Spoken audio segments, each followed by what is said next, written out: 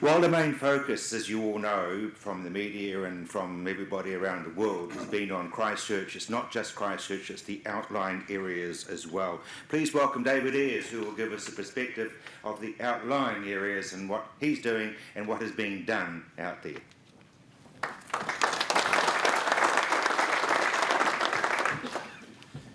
Thank you, Rob. Kia ora koutou. I give an unashamedly Waimakariri perspective, building momentum in Waimakariri. Thank you for inviting me to Christchurch.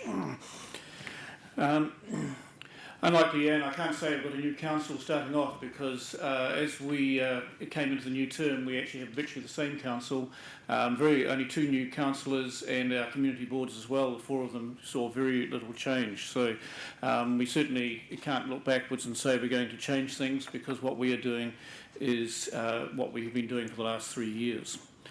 Just a bit of background for those of you who don't know the Waimakariri district. We are a small town and rural district of about 50,000 people. We're about 1/7 the size of Christchurch.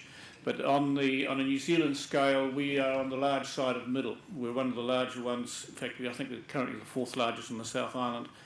2 main towns, Rangiora now hitting 15,000 people, Kaapoi 10,500. Badly affected, of course, Kapui by the 2010-11 quakes, along with the beach settlements of Pines and Kairaki. Then badly hit also by the second lot of shocks when the government's red zoning announcements, which caused a complete somersault in what we were doing as a council and as a community. And then 2 years ago this month, the third shocks of closures in our town centres and elsewhere in the district, with earthquake-prone buildings, which had a profound effect on particularly the retail industry. Many of our retailers in both Kaiapoi and Rangiora have been struggling. Our retail figures are showing that retail spending in Waimakariri is back to the post-February earthquake boom in Rangiora and so on, but it's been very specific in areas such as fuel and home supplies, the sorts of things you would expect from population growth, which I think most people are aware of, but which it's not really helping those people who are right in the middle of our town centres, particularly Rangiora.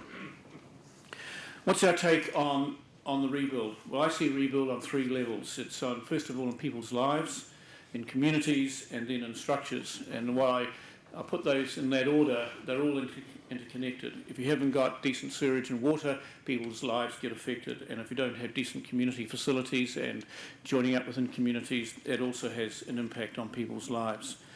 I see this year as very much a year of advancement. We will continue our work to building community, and that's an extremely important issue for us, given that the growth that we've been having over the last 3 years. Building consents in Waimakariri normally run at, I'm talking about houses here, new houses, normally run at around about the 400 to 600 area, and that's in the good years. In 2012 it was just over 1,000, and last year 2013, and so far, 1,013, and no, it's 1,300 to get that right. And we are facing rapid growth, something like 10 years growth in 3 years. But on the other hand, please remember that we're losing 1,000 houses due to red zoning in the Kaapoi, Pines, Kairaki area. So what happened in 2012 simply replaced houses that we'd lost. We're seeing significant advances in community facilities and infrastructure rebuild, and there is quite a lot of progress in commercial rebuild in Kaiapoi. That's been going on for some time, but Rangiora is still not fully underway. So how are we going? What are the signs of positive progress? We're certainly doing what we can to engage all those new residents that are coming into our district. Sorts of things that we're trying to do is, when we're getting a new park underway, putting a playground in, pull in all the local people, run a sort of like a mini fair, give people a chance to talk about what they want in their parks, and engage the kids while the parents are talking and so on, and help people get to know each other in our new areas in both of our towns. We've got strategies for both of our main towns. The Kapoi one was completed after the September quake. The Rangiora one was signed off in September 2010. Still holds good. Talking about Kapoi first of all, some of the rebuild was very quick. New World came back quite quickly. The Blackwell's department store, one of the oldest department stores in New Zealand, is rebuilt, and it is they're operating again, and that's a good. That's very typical of Kapoi. Extremely strong community. The Blackwell family have contributed to Kapoi since the late 19th century, and are continuing to do so in many ways. Infrastructure rebuild is now going well, and although I'll talk about a bit of a roadblock ahead of us at the moment, and facilities like the Aquatic Centre are now open and running, and a new library service centre and museum construction is underway and should be finished by the end of the year. And we're starting to work on the Kapoi Riverbank. So the Kapoi River is extremely important to Kapoi, and we have a working party working on that. We're concentrating on the wharf area at the moment. A lot of work has to be done on the Kapoi Wharf, and facilities like the Coast Guard and the Cure Boating Club are working on their projects. In fact, the Coast Guard is ready to go. In Rangiora, there's a lot of development of the periphery of the town centre, but there's some major problems still in the centre of the town. The closure of the farmer's store in Rangiora has been had a really harmful effect on many of the local retailers. It's farmers have announced they're are coming back. The new old store is about to be demolished, and their new store will be bigger and better, of course, than the early one. And the council has reached a heads of agreement for some quite significant area of vacant land over the road with two other landowners. And that's one thing the Waimakariri Council has been doing in both Kapoi and Rangiora. We've been ready to buy land to make sure that we control what happens in our town centres. And we have bought, I think, something like 6 properties in Kapoi in various places. One of them we've already flicked on, and 3 in Rangiora, and possibly more to come. A major project for us this year is a complete revamp of the Rangiora town centre, realigning a major intersection and bringing Rangiora's first traffic lights. And actually, by the time they arrive, that'll be the second, I think.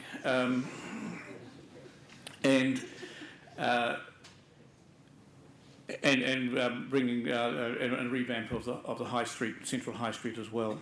We'll have to coordinate that with the rebuild.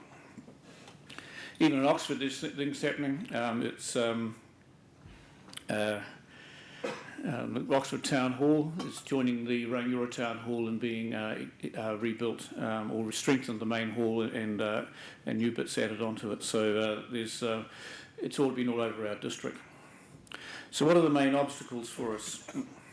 First of all, Roger knows this, but I'll say it again publicly, for us the residential red zones are a really important issue. Residential red zones in Kapoi touch right on the town centre, both sides, in fact on 3 sides. So what happens, the future of those red zones, it has an impact on the town centre, but it also has a really strong impact on the town. 20% of Kapoi is red zoned. It's not looking good. It looks just like the eastern suburbs of Christchurch. Not that I go there very often, but the odd time I go in, it's a very familiar territory to me. And the people of Kapoi deserve some sort of central direction of what's happening to their town. I think progress is being made. Sarah talking to us. I can't promise anything what the government's going to do, of course, but I'm hopeful that by the middle of the year, the second half of the year sometime, major community engagement will be happening in Kapoi over that. We also have looking further obstacles. Insurance is certainly a big problem to us in the commercial areas. Farmers was a good example of that. We have the same housing and rental housing issues in Waimakariri that they have in Christchurch, and we just announced that we had the highest home ownership in the country in Waimakariri. I suspect it's partly because you can't get a rental in Waimakariri, so there's no rental available at all.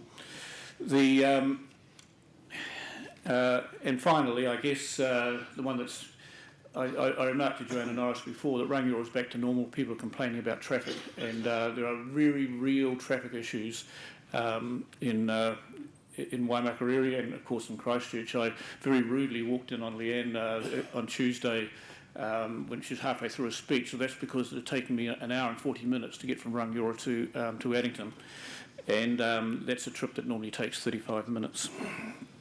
So in terms of, I think we say that our district has a clear sense of direction, and I think what we're just saying is we're battling on. Thank you.